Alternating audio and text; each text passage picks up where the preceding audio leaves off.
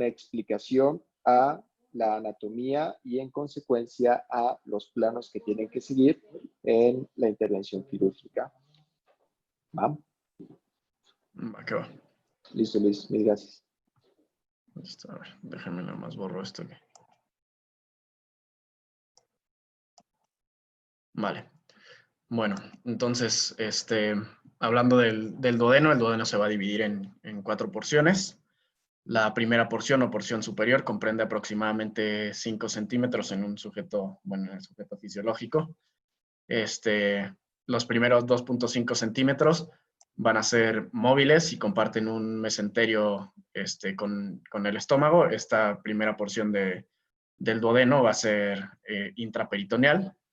Las relaciones anatómicas, bueno, hacia superior está muy relacionado con el borde inferior del ligamento hepatoduodenal y pues obviamente al terminar ahí el ligamento hepatoduodenal, encontramos el hiato esplénico. ¿Vale? El hiato epiploico, perdón, que es el único acceso anatómico que tenemos hacia la trascavidad de los epiplones.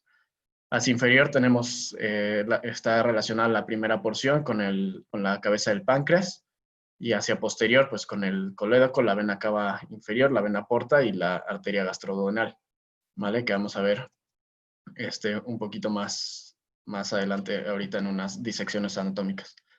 La segunda porción o la porción descendente es una porción de aproximadamente 7.5 centímetros que va a ir desde el cuello de la vesícula biliar hasta el borde superior de L4. Y pues esta es de gran importancia porque aquí se encuentra la desembocadura de la papila duodenal mayor a nivel posterior medial. En la región posterior se va a relacionar con el hilio renal del lado derecho, con el músculo psoas y con la vena cava inferior. Y hacia anterior se relaciona con el lóbulo hepático derecho, con el colon transverso y con el yeyuno. Perdón. Ok. La tercera porción, la porción inferior, va a medir aproximadamente 10 centímetros y inicia desde L3 hacia el nivel de L4 y se va a posicionar a la izquierda de la aorta. Hacia posterior va a estar muy relacionado con el uréter derecho, con los vasos gonadales derechos, con el psoas y la vena cava inferior, y hacia anterior con los vasos mesentéricos superiores y la arteria pancreatoduodenal inferior. Esta tercera porción está muy relacionada también con la raíz del mesenterio, y pues vamos a ver ahorita igual en las disecciones que únicamente están separados por una lámina grasa. Entonces en sujetos que vemos que tienen pérdidas ponderales, o sea, sobre todo en pacientes oncológicos o pacientes que son sometidos a cirugía bariátrica, esta pérdida súbita de peso y de tejido adiposo puede ocasionar en ocasiones una obstrucción a este nivel justamente por la raíz de los vasos mesentéricos superiores. Y finalmente la cuarta porción es la porción ascendente, que va a medir aproximadamente 2.5 centímetros, y esta, al igual que la primera porción que avanzaba desde un órgano intraperitoneal hacia el retroperitoneo, pues bueno, aquí va a ser al revés, ¿no? Avanza el retroperitoneo hacia una porción intraperitoneal, ya cerca de su unión con el yeyuno, en la flexura duodeno-yeyunal. Bueno, esta porción se encuentra desde la aorta a nivel de L4 y esta va a ser ascendente, entonces avanza de L4 hacia cefálico hasta L2, y a este nivel pues encontramos el ligamento suspensorio del duodeno, pues comúnmente conocido como el ligamento de Treitz, y se encuentra aproximadamente 4 centímetros por debajo del noveno cartílago costal. Hacia posterior va a estar muy relacionado con el tronco simpático izquierdo y con los vasos gonadales izquierdos y el psoas del lado izquierdo. ¿Vale? Entonces, bueno, aquí tenemos una disección anatómica en la que vemos las 3 primeras porciones del duodeno. Aquí pues vemos la primera. Bueno, aquí obviamente en esta disección hicieron retracción del lóbulo hepático, hicieron resección del colon transverso y del mesocolon. Entonces, bueno, vemos aquí la primera porción del duodeno en estrecha relación con el píloro. Vemos acá la vesícula biliar, cómo avanza por detrás de la primera porción del duodeno y hacia su porción intrapancreática. Y ahorita vamos a ver en una disección cómo termina la vía biliar en la papila duodenal mayor. Y finalmente, pues tenemos aquí la tercera porción del duodeno, que está parcialmente cubierta por esta raíz del mesenterio. Okay, entonces, bueno, aquí vemos nuevamente la raíz del mesenterio.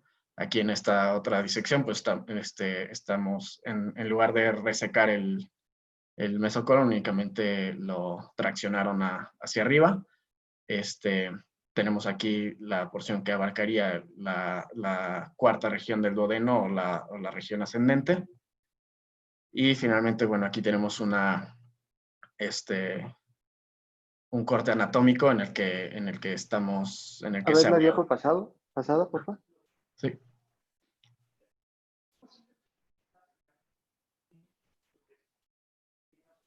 Listo, bien, gracias. Y bueno, aquí en se hizo un corte a lo largo del duodeno. Entonces vemos aquí, esta porción es el esfínter pilórico, en el que vemos pues que tiene una musculatura mucho más engrosada que el resto de la pared, tanto del estómago como del duodeno. La primera porción del duodeno vemos que es prácticamente lisa, y posteriormente, conforme avanzamos, encontramos estas plicas circulares o pliegues mucosos, y encontramos aquí bueno, todo esto es la segunda porción del duodeno, y vemos aquí está medio ocultado por la línea que trazaron, pero bueno, aquí es la desembocadura de la papila duodenal mayor, que creo que se ve mejor en este otro corte. ¿Vale? Entonces tenemos aquí la papila duodenal mayor y estos pliegues circulares. ¿Vale? Vemos al traccionar el duodeno hacia el lado izquierdo, vemos su relación posterior con la vena cava inferior, con la glándula suprarrenal y el hiato renal del lado derecho. ¿Okay? Hablando de la irrigación, bueno, esta va a estar dada principalmente por ramas de las arterias pancreático-duodenales anterior y posterior, que se van a anastomosar con las arterias pancreático-duodenales inferiores, igual, sus ramas anterior y posterior. Las ramas superiores van a ser ramas de la arteria gastroduodenal, que a su vez es rama de la arteria hepática, y las ramas pancreático-duodenales inferiores son ramas directas de la arteria, son la primera rama de la arteria mesentérica superior. ¿Vale? Vemos aquí una vista posterior en la que vemos cómo se anastomosan estos dos arcos arteriales y dan vasos rectos que irrigan las arcadas anterior y posterior del duodeno respectivamente. ¿Vale? Aquí vemos un corte anatómico de esta vasculatura. Entonces vemos aquí la arteria gastroduodenal y la cabeza del páncreas. Y aquí vamos a ver las divisiones, ¿no? Vemos aquí localizados nuevamente la arteria gastroduodenal, y vamos a ver la arteria duodenal superior, que esta es una variante anatómica que es bastante frecuente, pero que no se encuentra en todos los sujetos. Y la arteria pancreática superior, que ya vimos que se va a anastomosar posteriormente con las pancreáticas inferiores. Okay, entonces vemos aquí la rama posterior de la arteria pancreática superior y su rama anterior. ¿Vale? El drenaje venoso va a seguir el mismo trayecto que las arterias. Sin embargo, pues bueno, vemos aquí que la circulación de ambas va a desembocar en el sistema porta. Okay, al hacerse una anastomosis, aquí este dibujo está medio mal hecho. Esto generalmente drena en la vena gastroepiploica derecha y después hacia el sistema porta. Aquí lo dibujan como si fuera un arco completo hacia la vena mesentérica superior, pero pues eso es únicamente una variante anatómica que es poco frecuente. Y vemos aquí pues la formación del sistema porta, que pues se va a dar por la unión de la vena esplénica con la vena mesentérica superior. Y vemos aquí en esta persona la vena mesentérica inferior, que es tributaria directa de la vena esplénica. ¿Vale? El drenaje linfático, pues bueno, como vamos a ver un poco más adelante en la histología y la fisiología, va a iniciar a nivel de las vellosidades duodenales, que van a drenar hacia conductos lacteales, que a su vez drenan hacia plexos submucosos. Del plexo submucoso drenan hacia los vasos, hacia los vasos linfáticos dispuestos entre la musculatura longitudinal y circular, y posteriormente drenan a estos ganglios. Principalmente van a drenar hacia los ganglios pancreático-duodenales y posteriormente a los ganglios pilóricos. Bueno, hablando de yeyuno e ilion, entre los dos... Acuérdense, sí. Es muy importante que conozcan la anatomía del duodeno. Acuérdense que en cirugía gastrointestinal hay que tenerle muchísimo respeto al esófago, principalmente su porción intraabdominal, que es la que nos compete, al duodeno, a la vía biliar y al recto, obviamente al páncreas. Entonces, todo el resto, todo el delgado, todo el colon, es manejable, pero si quieren meterse con el intestino, deben conocer perfectamente la anatomía y técnicas quirúrgicas a nivel de esófago, la porción pancreato-duodenal, vía biliar y recto. Cuidado con eso. Eso es de subespecialistas. Ténganle mucho respeto, por favor. Vale. Bueno, el yeyuno e ilion van a comprender entre los dos el 60% de la longitud del total del tracto gastrointestinal y van a llevar a cabo alrededor del 90% de la absorción. A pesar de que no existe como un sitio franco de diferenciación o de transición entre yeyuno e ilion, se acepta en la mayoría de la literatura que estos representan aproximadamente el 60% el yeyuno y el 40% distal el ilion. Que algunas diferencias anatómicas que podemos encontrar entre yeyuno e ilion, pues bueno, el yeyuno va a tener una pared de mayor espesor que la del ilion. Sin embargo, pues la luz el diámetro de la luz es mayor a nivel del yeyuno. Los pliegues circulares a nivel del yeyuno van a ser más prominentes. Y, bueno, algo de lo que más nos ayuda para diferenciar, bueno, en todos los libros, obviamente, de cirugía, dicen que, pues, la mejor forma de diferenciarlos, pues, es, bueno, no solo la mejor forma, sino la técnica correcta para poder diferenciar yeyuno e ilion, es avanzar las asas intestinales, o sea, hacer una adecuada revisión de las asas hacia cefálico y hacia caudal. Sin embargo, alguna de las relaciones que más se utilizan para poder establecer estas diferencias es que a nivel de yeyuno generalmente encontramos una única línea de arcadas arteriales y vasos rectos de aproximadamente 4 centímetros. En algunas porciones ya más distales de yeyuno podemos encontrar quizás 2 arcadas arteriales. Sin embargo, ya conforme avanzas hacia ilion, estas arcadas arteriales pues, van a ir aumentando, ¿no? Podemos encontrar aproximadamente entre 3 hasta 5 arcadas arteriales. Tienen grupos a nivel de yeyuno, los ganglios linfáticos están dispuestos en grupos más dispersos y a nivel del ilion pues encontramos grupos más cercanos y conglomerados linfáticos. La irrigación pues va a estar dada por las arterias intestinales, que son rama de la arteria mesentérica superior.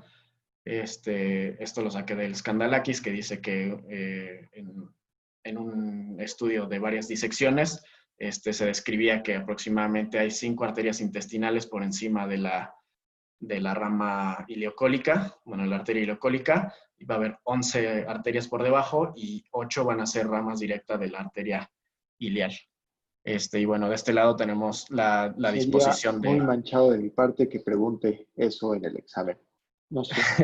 Vemos.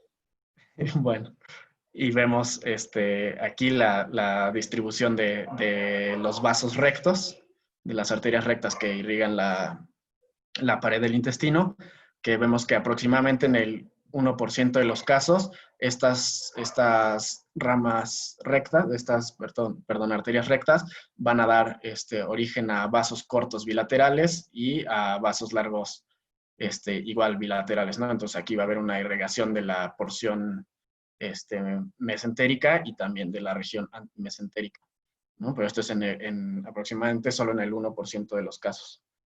En el 50% de los casos, esta distribución va a ser únicamente de las arterias rectas, una rama larga que irriga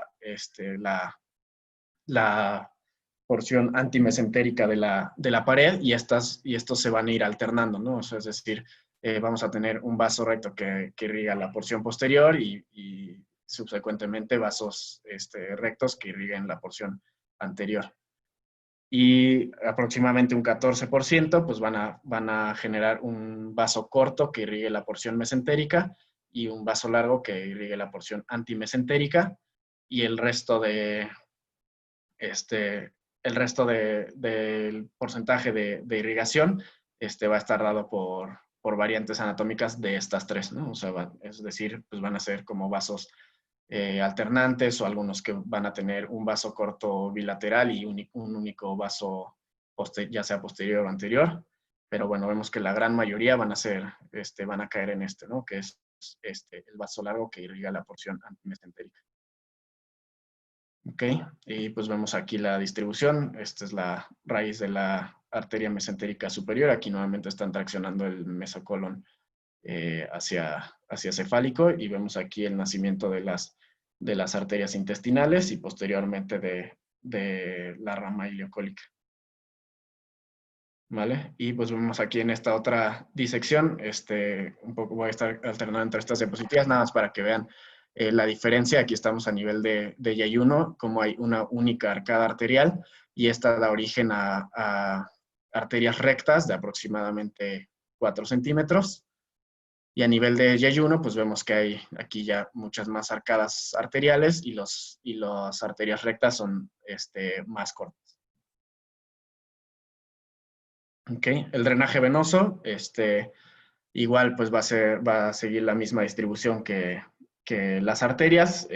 Nuevamente pues van a desembocar en el sistema porta, y esta se origina en el vértice de las vellosidades, van a drenar hacia el plexo submucoso. Esto es una microscopía electrónica en la que se ve la distribución de este drenaje venoso hacia el plexo submucoso. Van a drenar a su vez hacia venas de mayor calibre en la capa muscular, igual a nivel, o sea, entre la capa muscular circular y la longitudinal, y finalmente pues van a drenar en la vena mesentérica superior. El drenaje linfático, muy similar al de duodeno, pues van a originarse en el vértice de las vellosidades, van a drenar hacia vasos quilíferos y lacteales, que van a drenar un plexo submucoso, van a drenar la capa muscular a través de vasos de mayor calibre y van a acompañar el trayecto arterial. Existen alrededor de 200 ganglios en la proximidad de los vasos rectos, y posteriormente se van formando conglomerados linfáticos de menor cantidad de ganglios hasta alcanzar la raíz del mesenterio. Y finalmente van a drenar en el tronco linfático lumbar izquierdo el 70% del drenaje de Yayuno ilion, y directamente hacia la cisterna del quilo un 25%. Okay. Ya hablando más de histología, pues bueno, las capas del intestino delgado son estas que ya todos conocemos. Va a ser la mucosa, submucosa, la muscular y la serosa.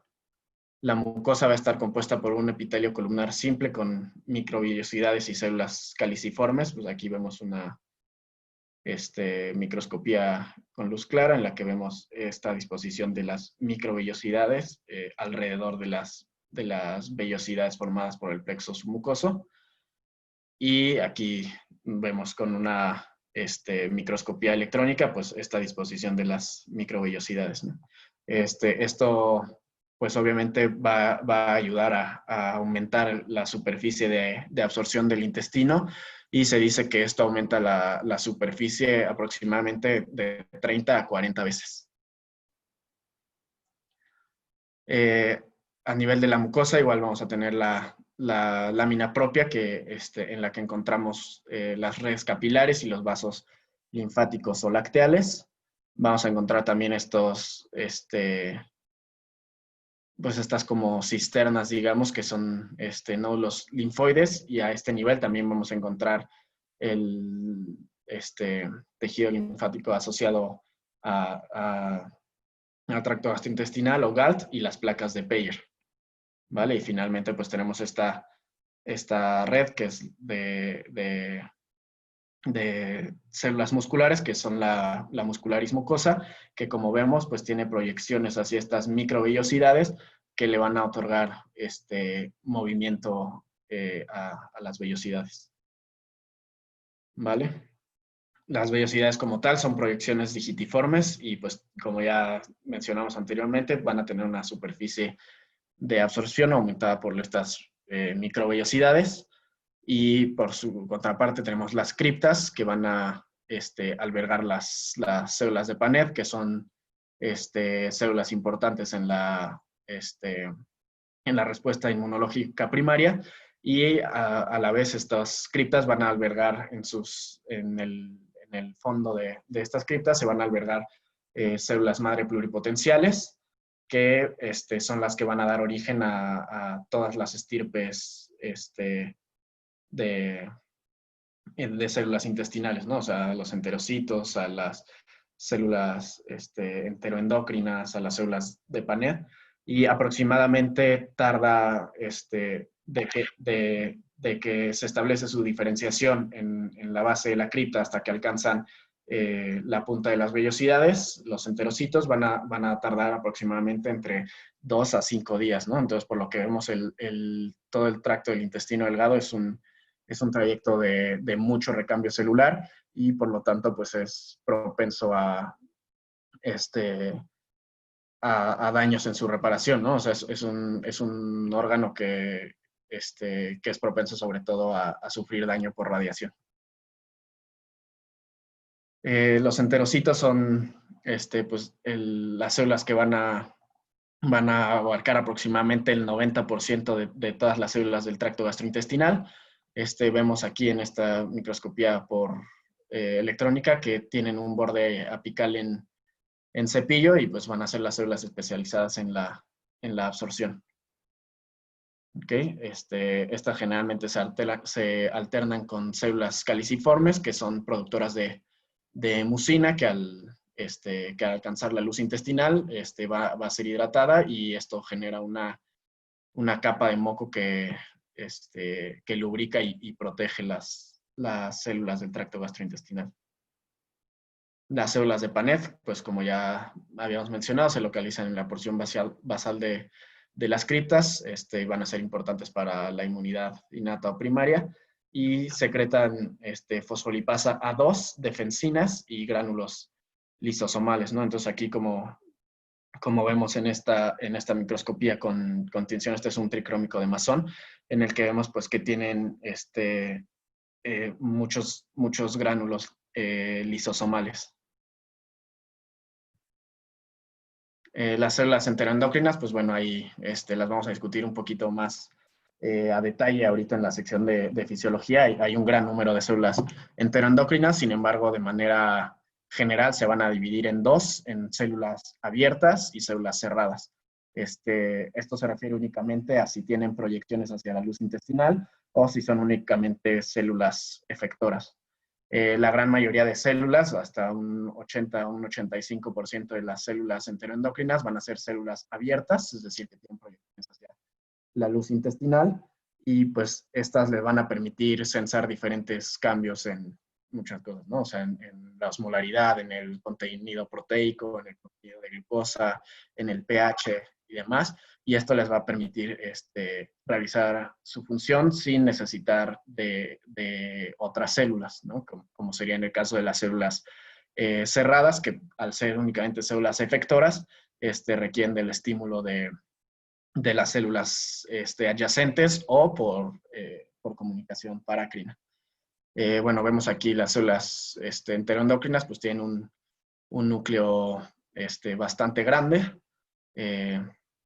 es metabólicamente activo. Vemos que la cromatina está muy poco densa y tenemos aquí estos pequeños cortes que se ven. Son los órganos de Golgi que van a dar origen a todas estas proteínas y demás que se secretan, que se van a secretar hacia el plexo submucoso, y por eso a nivel de la base de estas células encontramos estos gránulos, ¿no? de liberación de hormonas y proteínas.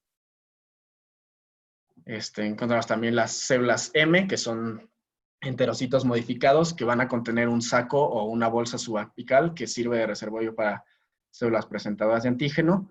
Estas van a predominar en el ilion y se encuentran inmediatamente por encima de las placas de Peyer, ¿no? Que como ya habíamos dicho también en la parte de anatomía de ilion, este es el sitio, el ilion es el sitio más inmunológicamente activo del tracto del intestino delgado. Bueno, entonces aquí vemos estos esquemas en los que encontramos las células M con su bolsillo por encima de las placas de Peyer, y pues bueno, aquí vamos a tener reservorios. Aquí en este caso tenemos un macrófago, pues que es una célula presentada de antígeno, y se está presentando el antígeno hacia la célula T.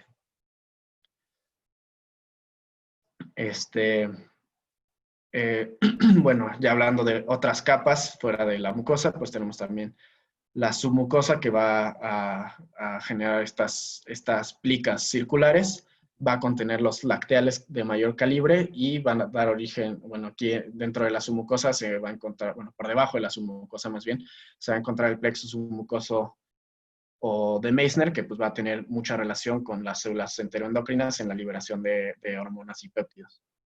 Está la capa muscular, que tiene la capa circular, que es interna, que vemos aquí en este corte, vemos aquí hacia la luz, bueno, hacia el lado luminal, digamos, está la capa circular, y posteriormente vamos a tener una capa, aquí puse 2 veces circular, pero está mal, es circular, la interna, y posteriormente tenemos una capa longitudinal.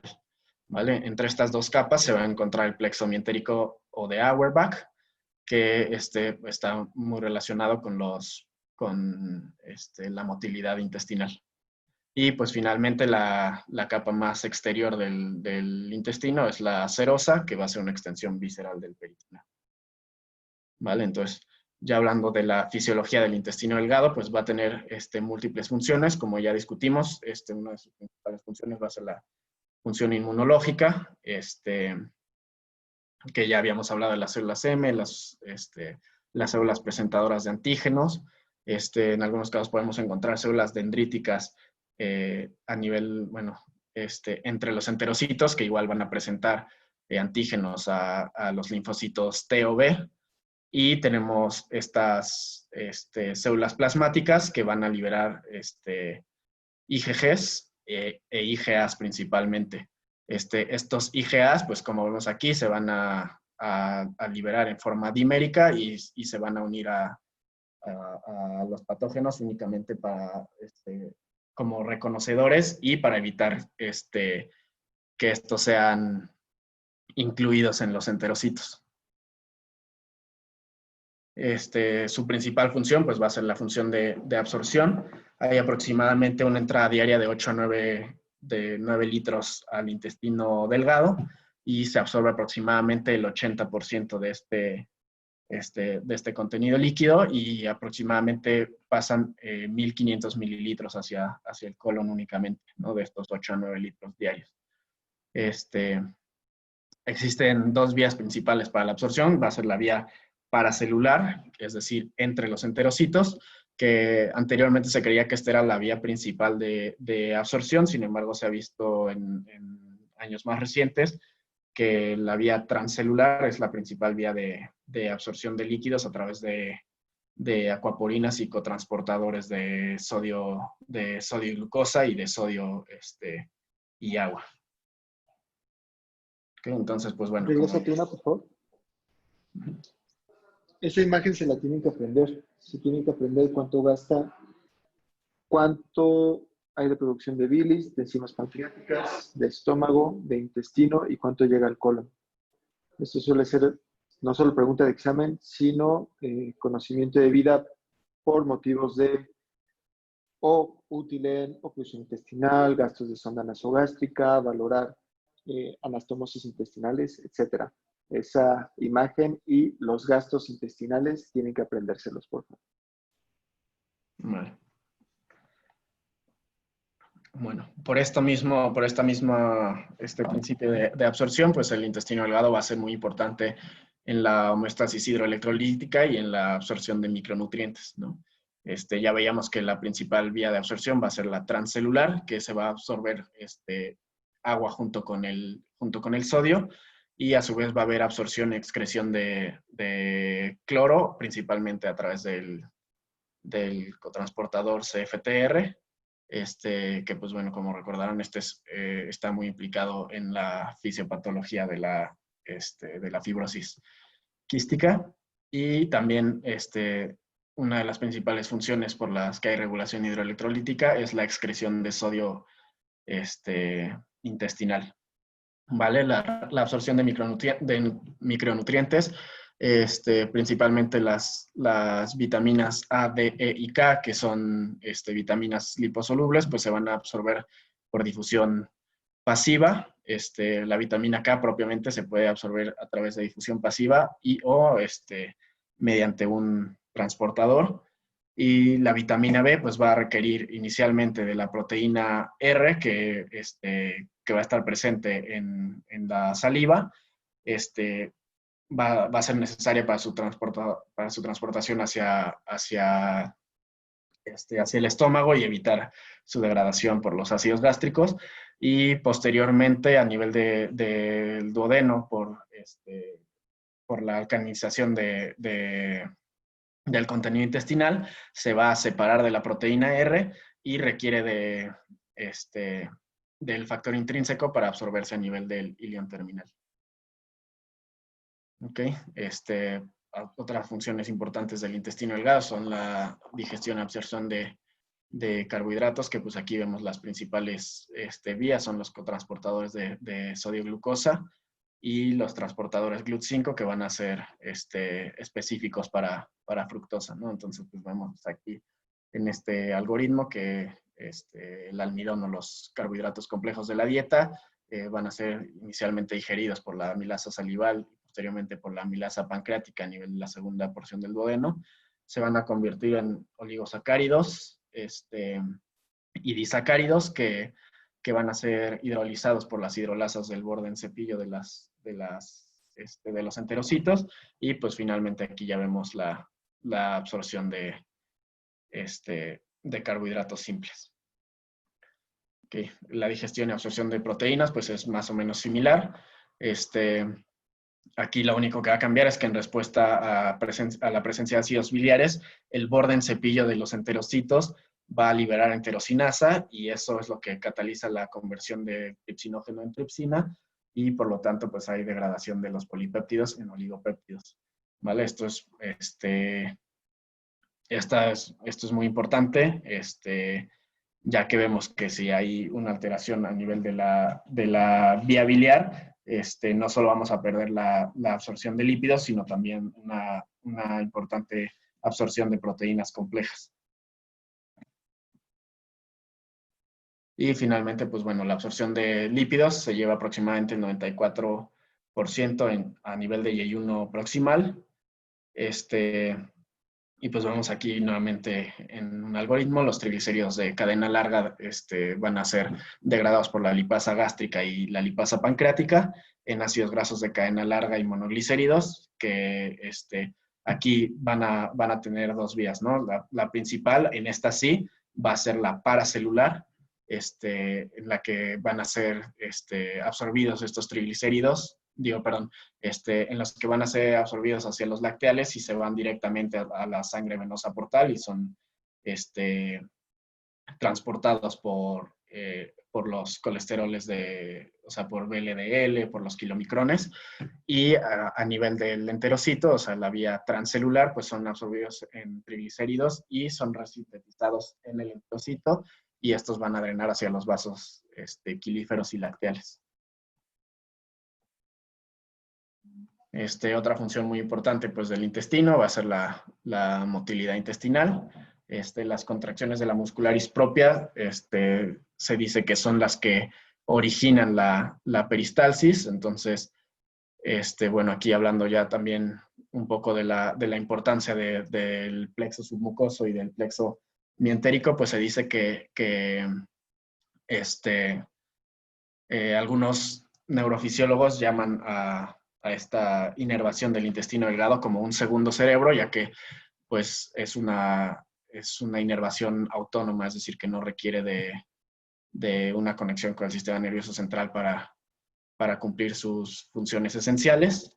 Entonces, bueno, a nivel del plexo submucoso existen sensores de la distensión de la luz intestinal que van a generar un reflejo excitatorio ascendente y un reflejo inhibitorio descendente.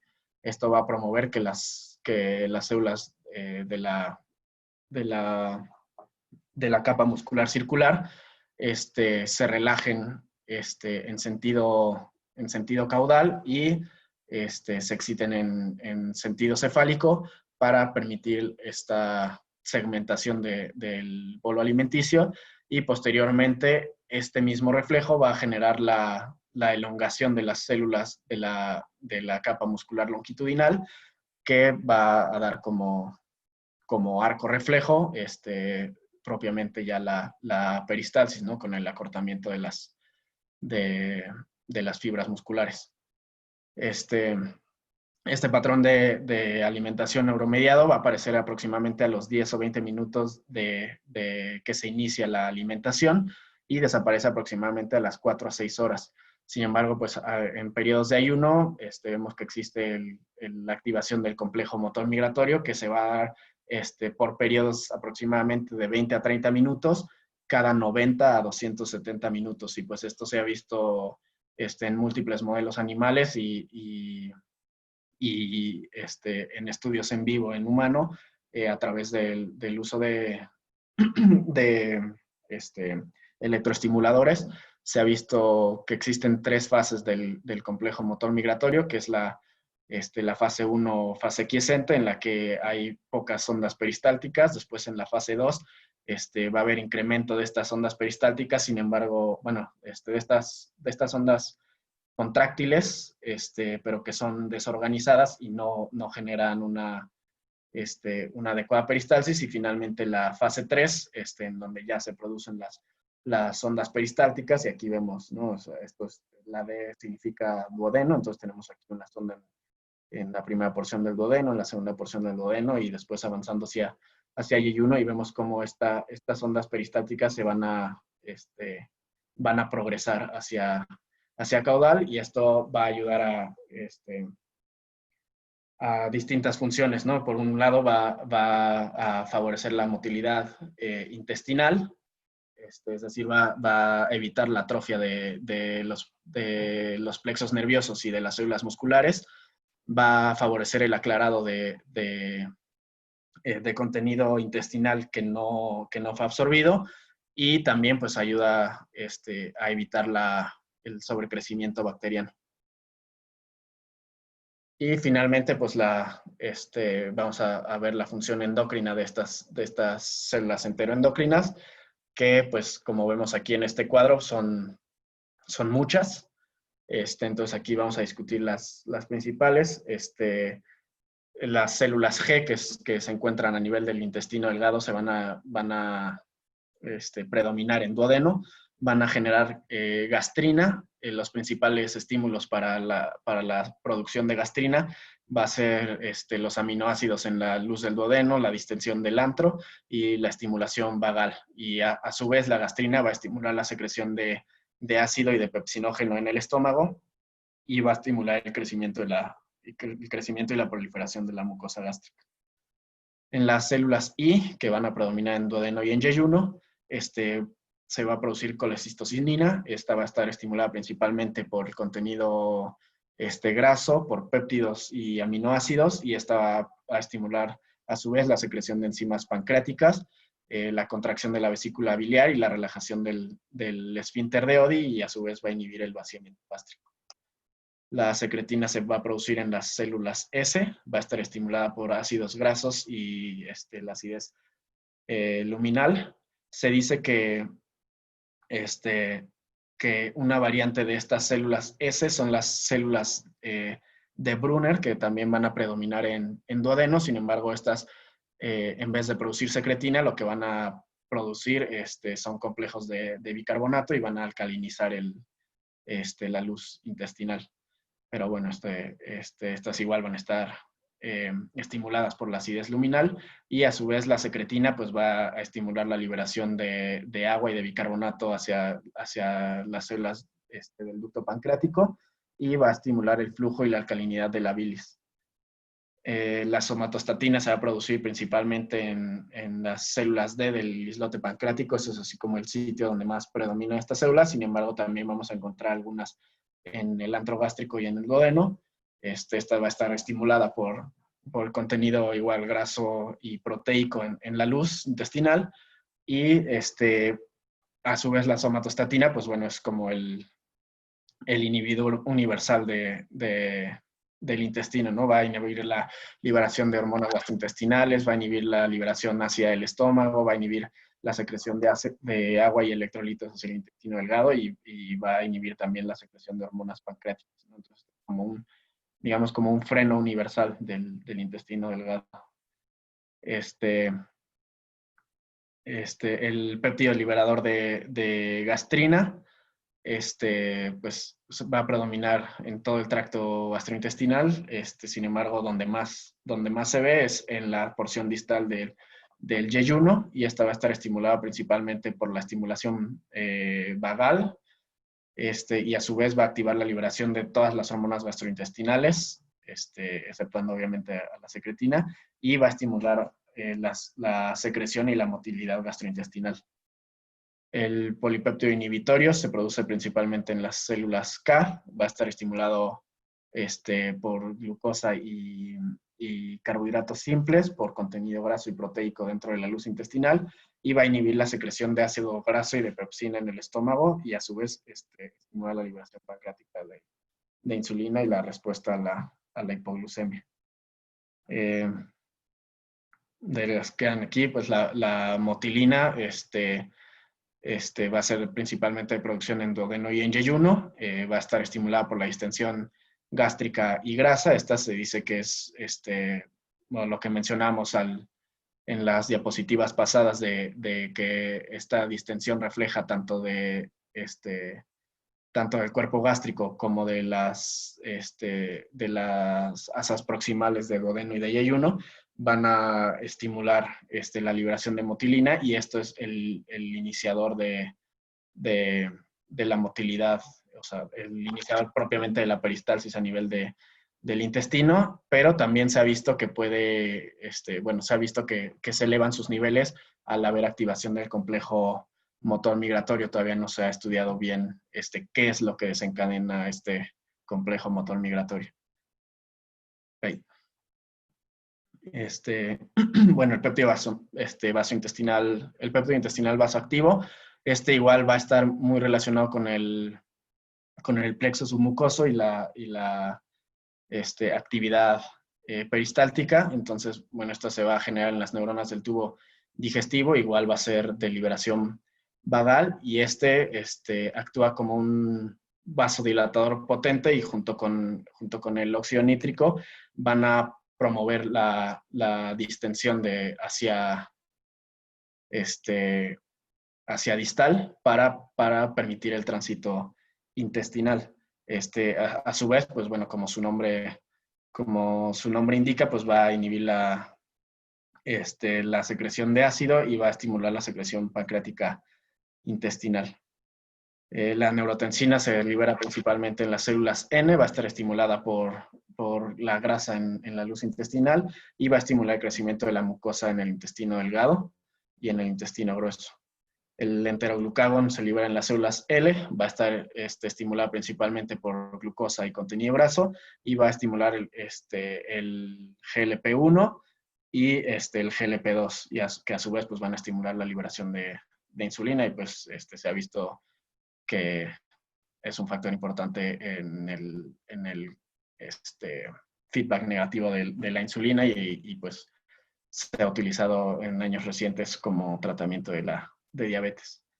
Y finalmente el péptido IgG se va a liberar en la porción distal del intestino delgado y en las primeras porciones del colon. Va a estar estimulado por el contenido de ácidos grasos y de la colecistocinina y va a inhibir la secreción gástrica y pancreática y la contracción de la vesícula biliar, es decir, es como el freno de la colecistocinina. Y pues ya, no sé si tengan dudas, preguntas.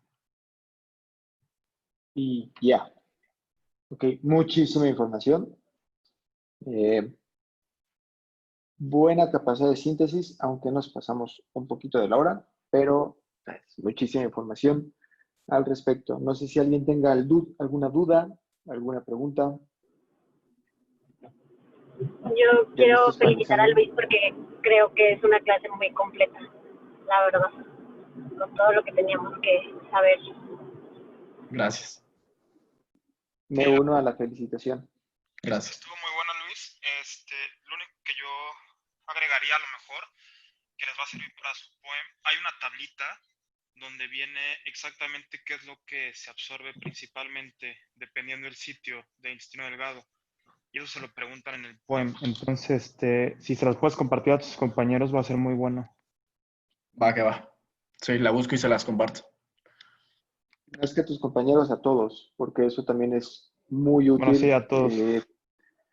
Por ejemplo, si vas a quitar algún tipo de intestinos, por ejemplo, si vas a quitar mucho más de intestino, por ejemplo, si tienes un paciente con Crohn que tiene afectado el ilion distal, por ejemplo, si vas a derivar a un paciente que deficiencias nutricias o demás, que tendencia de, o qué tipo de litiasis vesicular va a tener el paciente que tiene una enteropatía por Crohn, por mencionar otras tantas cosas. ¿Okay? Eso es súper importante.